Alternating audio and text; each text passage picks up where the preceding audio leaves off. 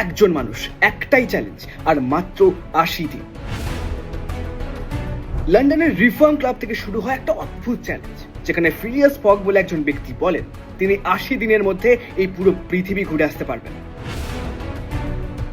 ক্লাবের সকলেই সেই কথা হেসে উড়িয়ে দেয়, আর তিনি তখনকার দিনে ২০,০০০ পাউন্ড মানে প্রায় তার সম্পূর্ণ সম্পত্তি সেইখানে বাজি ধরেন।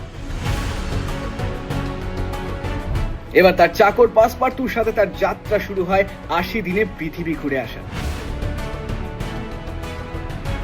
অর্থাৎ ৮০ দিনের মধ্যে লন্ডন থেকে বেরিয়ে সেই লন্ডনেই ফিরতে হবে পুরো পৃথিবী প্রদক্ষিণ করে থাকে।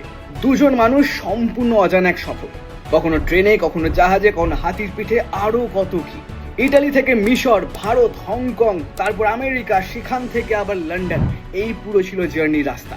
কিন্তু এখানেই শেষ নয়, প্রতিটা দেশেই থাকবে নতুন নতুন কিছু বিপদ তাদের সামনে, যেগুলোর জন্য তারা মোটেই প্রস্তুত নয়। কিন্তু তার সাথে রয়েছে আরো একটা বড় বিপদ। তাদের পিছনে পিছনে ছুটছে একজন ডিটেকটিভ তাদের ধরার জন্য।